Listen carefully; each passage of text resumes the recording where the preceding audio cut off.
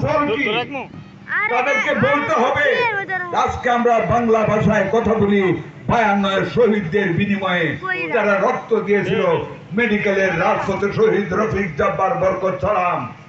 সেদিন যদি তারা আইয়ুব খানের সেই উক্তি মাতৃভাষা হবে উর্দু উর্দু উর্দু ফেটে পড়েছিল সেই দিন আমাদের পূর্বপুরুষেরা, রফিক জব্বার, সালাম, জব্বারেরা ঢাকার রাজপথে রক্ত দিয়ে বলেছিল আমরা বাংলা ভাষা চাই, উর্দুকে আমরা মানি না। আমরা কি তাদেরকে ভুলে যাব? তাদের রক্তের ধারাবাহিকতায় 1971 সনের 26 মার্চের রাতে শহীদ রাষ্ট্রপতি জিয়া রহমান যখন ঘোষণা দিয়েছিল বাংলাদেশ স্বাধীন, রক্তে আগুন লেগেছিল আমাদের। আমরা তখন ঢাকা বিশ্ববিদ্যালয়ের ছাত্র হল থেকে বেরিয়ে পড়েছি, সর্বপ্রথম স্লোগান দিয়েছিলাম বাংলার পুলিশ অস্ত্র ধরো, বাংলাদেশটা স্বাধীন করো। আর সেই রাজাকারেরা তখন, সেই জামাত ইসলামীরা তখন পাকিস্তানিদের পক্ষ নিয়ে আমাদের মা বোন ভাইদের হত্যা করেছিল। আজকে তাদেরকে আপনারা পৃষ্ঠপোষকতা করবেন? আমি দেখতে চাই করবেন। আপনাদের কাছে অনুরোধ থাকবে, আমাদের কোমলমতি ছাত্র ছাত্রীরা, শিক্ষক বৃন্দ, তাদেরকে শিক্ষিত করতে হবে, তাদেরকে বুঝতে দিতে হবে বাংলাদেশটা কিভাবে স্বাধীন হয়েছে, তাদেরকে বুঝতে দিতে হবে নাগরিক অধিকার। আমার সোনার বাংলা, আমি তোমায় ভালোবাসি কবে থেকে আমরা গাচ্ছি, কেন আমরা গাইতেছি, তাদেরকে বুঝতে দিতে হবে। বুঝতে দিতে হবে সেই জিয়া রহমানের গান, প্রথম বাংলাদেশ আমার শেষ বাংলাদেশ, জীবন বাংলাদেশ আমার মরণ বাংলাদেশ। এই বাংলাদেশটাই আমাদের প্রথম, এই দেশটাই আমাদের জন্য শেষ, এই দেশে আমাদের মরণ, এই দেশটাই আমাদের জীবন। এটা বুঝতে দিতে হবে আজকের প্রজন্মকে, নতুবা এই বাংলাদেশ সোনার বাংলাদেশ হিসাবে দাঁড়াতে পারবে না। প্রিয় এলাকাবাসী, আমরা ছোটবেলা পড়েছি, সকালে উঠে আমি মনে মনে বলি সারাদিন আমি যেন ভালো হয়ে চলি। পড়েছি না আমরা? কোথায় গেল সেই লেখাপড়া? কেন নাই? ঘরে ঘরে নেশাখোর, অনলাইনের জুয়া, মদের আড্ডাখানা, বাপ মাকে রেখে সন্তান বাড়ি থেকে পালিয়ে যাওয়া, মোবাইল দিয়ে সন্তানদেরকে নোংরা ছবি দেখানো। এরা কারা সৃষ্টি করেছে? আপনারা, আমরা। আমাদেরও তো পিতামাতা ছিল।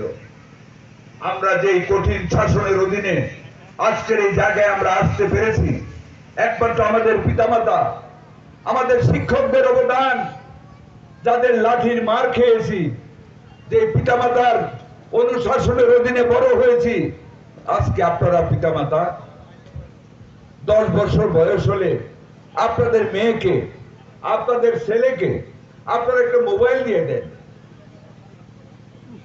সন্ধ্যা বাতির পরে আপনারা বাইরে তাদেরকে ঘুরতে দেন। আমার মায়েরা, অনেক মাতৃত্বের গুণ আপনাদের, কিন্তু সন্তানকে কিভাবে ভরণ পোষণ করতে হয় আপনারা অনেকেই সেটা করেন না। সন্ধ্যা বাতির পরে কোন ভদ্রলোকের শিশু বাচ্চারা বাইরে থাকতে পারে? আমাদের পিতামাতা আমাদেরকে অ্যালাউ করেনি। শুধু তাই না, আমার মা আমাকে কোনোদিন কারোর সাথে আলাদা করে একত্রে থাকতে দেয় নাই। কি কারণে দেয় নাই মনে মনে ভাবেন, আমি বলতে চাই না। আপনাদের সেইভাবে হুঁশিয়ার হতে হবে। সন্তানদেরকে শুধু স্কুলে পাঠালে চলবে না, তাদেরকে শিখাতে হবে, তাদেরকে মুস্তাফিজের মুস্তাকের উদাহরণ দিতে হবে। আরো যারা এই গ্রামের শিক্ষিত যুবক, যারা বড় লোক হচ্ছে, বড় বড় চাকরি করে, বাবা মা আপনাদের সন্তানদের সাথে বসে গল্প করুন। দেখো আমাদের গ্রামের এই ছেলে কত বড় হয়েছে, আমাদের গ্রামের মোশাররফ ক্যাবিনেট সেক্রেটারি হয়েছিল, আমাদের মন্ত্রী সাহেব আমাদের এই এলাকারই মানুষ। উদাহরণ দেন ভালো ভালো মানুষগুলি। আমি তো খারাপ মানুষ, আমার উদাহরণ দিয়ে নামে রাজনীতি করি। যারা শিক্ষিত সত্য তাদেরই উদাহরণ দেন। তোমরা লেখাপড়া করলে এরকম বড় হবে।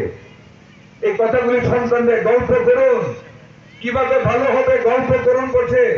প্রতি রাতে 10 মিনিট সময় দিন, আর খেয়াল রাখুন আপনার সন্তান কার সাথে করে। আর দয়া করে মোবাইলটা সন্তানদেরকে দিয়েন না। এই মোবাইলে শীতকালে ল্যাপের নিচে মাথা নিয়া, আর আজকের দিনে বাইরে গিয়া সুপারি কাঠের টঙ্গের উপরে বইয়া বা নদীর ধারে সরে বয়ে কিশোর ছবি দেখে, যে ছবি আমি কলেজ পর্যন্ত কিচ্ছু বুঝিনি, আজকের 11 বছরের ছেলে অথবা মেয়ে সব বুঝে, আমাদের যে অভিজ্ঞতা অর্জন হয়ে গেছে, এই অভিজ্ঞতা সমাজকে ধ্বংসের দিকে নিয়ে যাচ্ছে। আপনারা পিতামাতা, কালকে 2 জন বাপ মা এসেছে আমার কাছে, এরকম প্রতিনিয়ত তাদের সন্তানকে গ্রেফতার করানোর জন্য। ওসি সাহেব ছিলেন,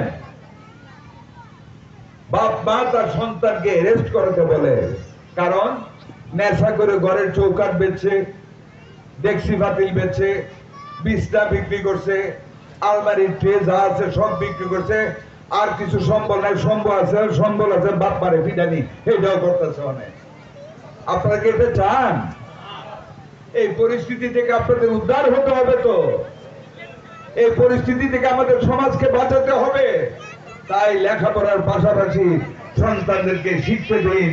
সকালে উঠিয়ে আমি মনে মনে বলি, সারাদিন আমি যেন ভালো হয়ে চলি। আর সেই ভালো হওয়াটা কি আপনারা জানেন? প্রিয় ভাই ও বোনেরা, মুস্তাক সাহেব আমার কাছে কিছু একটা কাগজ ধরিয়ে দিয়েছেন।